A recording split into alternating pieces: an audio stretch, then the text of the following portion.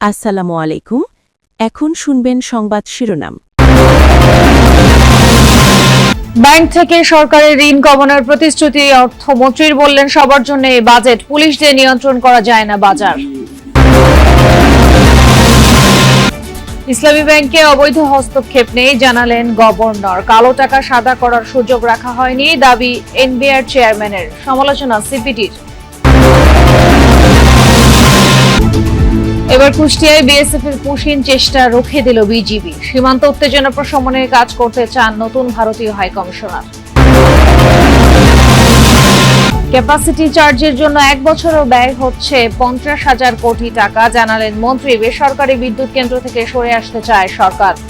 এখন শুনবেন বিস্তারিত। কোন রাজনৈতিক দলের নয়, বাজেট সবার জন্য। মেগা প্রকল্প হাতে নেওয়া হয়নি, তাঁতি, কামার, কুমার সহ দারিদ্র মানুষদের জন্যই করা হবে বেশি বিনিয়োগ।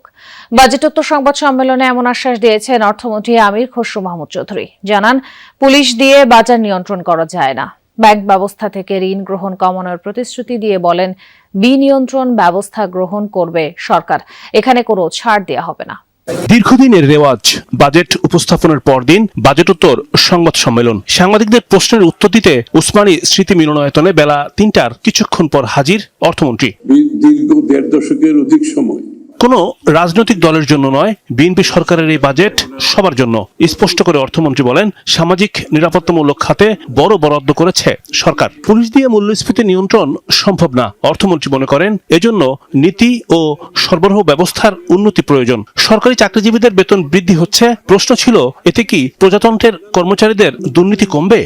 বিনিয়োগ বান্ধব পরিবেশ নিশ্চিত করতে চায় সরকার। বাজেটে ব্যাংক ব্যবস্থা থেকে ঋণ গ্রহণের লক্ষ্য কমানো হয়েছে। মন্ত্রী জানান, বৃদ্ধি করা হবে জ্বালানি তেল, গ্যাস ও সারের মজুত।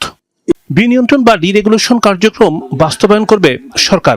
এজন্য গঠন হবে টাস্কফোর্স। দায়িত্ব অবহেলাকারী শনাক্ত হবে, নেওয়া হবে তাৎক্ষণিক ব্যবস্থা। অর্থনৈতিক স্থিতিশীলতা আসতে 2 বছর সময় প্রয়োজন। মন্ত্রী মনে করেন, 4 থেকে 5 বছর পর কাঙ্ক্ষিত লক্ষ্যে পৌঁছা সম্ভব।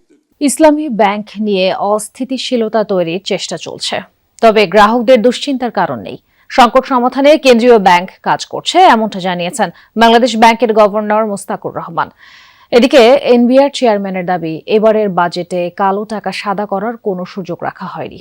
বিকেলে ওসমানী স্মৃতি মিলনায়তনে বাজেটোত্তর সংবাদ সম্মেলনের আয়োজন করা হয়। অর্থমন্ত্রী প্রস্তাবিত বাজেটের বিভিন্ন দিক নিয়ে আলোচনা করেন। রীতি অনুযায়ী এ সময় উপস্থিত ছিলেন গভর্নর, অর্থ সচিব, এনবিআর চেয়ারম্যান সহ পদস্থ সরকারি কর্মকর্তারা।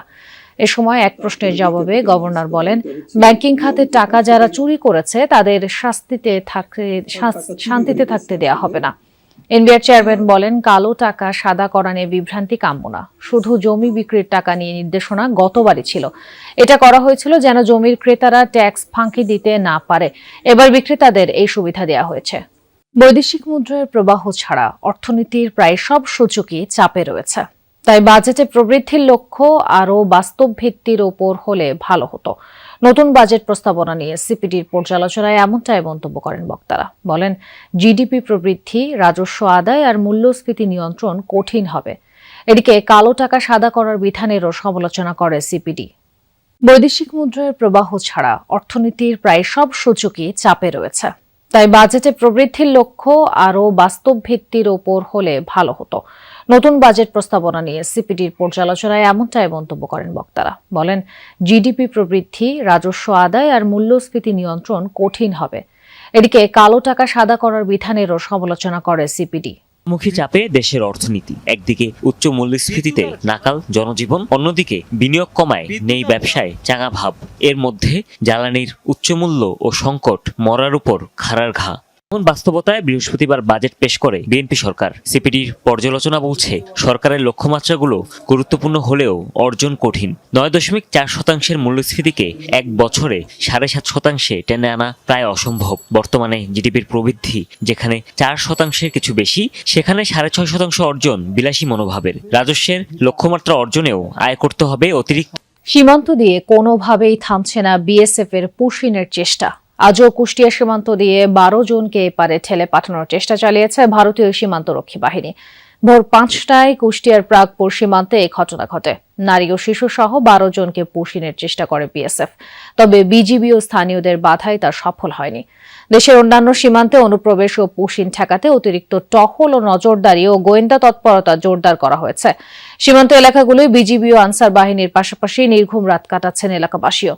অরক্ষিত এবং গুরুত্বপূর্ণ পয়েন্টে বাড়ানো হয়েছে টহল।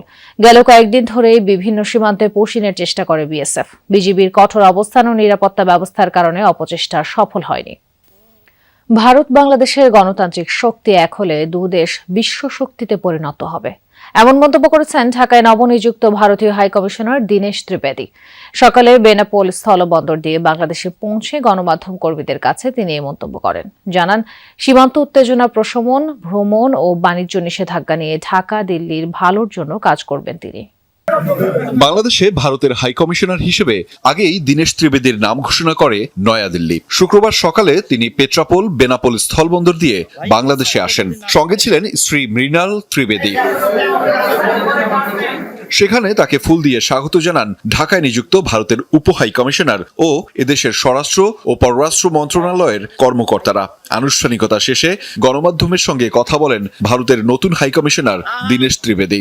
বলেন, বাংলাদেশ ভারত দুই গণতান্ত্রিক শক্তি এক হলে ভিন্ন কিছু হবে। দীনেশ ত্রিবেদী বলেন, বাংলাদেশ ভারত আগামী প্রজন্মের জন্য প্রযুক্তি, স্বাস্থ্য ও খেলাধুলা নিয়ে একসাথে কাজ করবে। এ সময় তিনি সাম্প্রতিক পুশিন ও ভিসা ইস্যুতেও তার দেশের অবস্থান ব্যাখ্যা করেন। আইনি দিকে পর্যালোচনা করে বিভিন্ন বেসরকারি বিদ্যুৎ কেন্দ্র থেকে বিদ্যুৎ ক্রয়ের চুক্তি থেকে সরে আসতে চায় সরকার। সকালে দেশের একমাত্র বিদ্যুৎ সঞ্চালন প্রতিষ্ঠান পাওয়ার গ্রিড পরিদর্শন করে একথা জানান বিদ্যুৎ ও জ্বালানি মন্ত্রী হাসান ইকবাল মাহমুদ। মন্ত্রী বলেন, বিদ্যুৎ খাতে ভর্তুকি কমাতে চায় সরকার, তাই বাজেটেও এ খাতে বরাদ্দ কমিয়ে বাড়ানো হয়েছে জ্বালানি খাতের বরাদ্দ। লোডশেডিং এর কারণ জানিয়ে আগামী নভেম্বরের মধ্যে রূপপুর পারমাণবিক বিদ্যুৎ কেন্দ্রের একটি ইউনিট থেকে 350 মেগাওয়াট বিদ্যুৎ পাওয়ার আসার কথা জানান মন্ত্রী। দেশের বিদ্যুৎ সংকট মোকাবেলায় 2011 সালের পর থেকে বেসরকারি পর্যায়ে ছোট বড় প্রায় শতাধিক বিদ্যুৎ কেন্দ্রের লাইসেন্স দেয় তৎকালীন আওয়ামী লীগ সরকার। চুক্তি অনুযায়ী এসব কেন্দ্রগুলোতে বিদ্যুৎ উৎপাদন না হলেও একটি নির্দিষ্ট পরিমাণ অর্থ পরিশোধে বাধ্য সরকার, যা ক্যাপাসিটি চার্জ নামে পরিচিত। চলতি অর্থবছরে বেসরকারি বিদ্যুৎ কেন্দ্রে ক্যাপাসিটি চার্জ পরিশোধে সরকারকে প্রায় 50,000 কোটি টাকা ব্যয় করতে হবে। সকালে বিদ্যুৎ সঞ্চালন প্রতিষ্ঠান পিজিবি পরিদর্শনে যান বিদ্যুৎ ও জ্বালানি মন্ত্রী। এ সময় তিনি জানান, বিগত সরকারের অনিয়ম দুর্নীতির বোঝা এখনো এই সরকারকে বইতে হচ্ছে। By the sovereign guarantee, you have to understand that. সরকার চাইলেই, নতুন সরকার চাইলেই স্ক্র্যাপ করে দিতে পারে না। আমরা লিগ্যাল জিনিসটা আমরা চেক করতেছি, যেগুলো সম্ভব হবে আমরা বুঝবো যে লিগ্যালি এটা করলে আমরা লিগ্যালি আমাদের কোনো বাধা নাই, সেই জিনিসগুলো অবশ্যই করব আমরা। মন্ত্রী জানান, আগামী নভেম্বরের মধ্যে রূপপুর পারমাণবিক বিদ্যুৎ কেন্দ্রের একটি ইউনিট থেকে প্রায় 350 মেগাওয়াট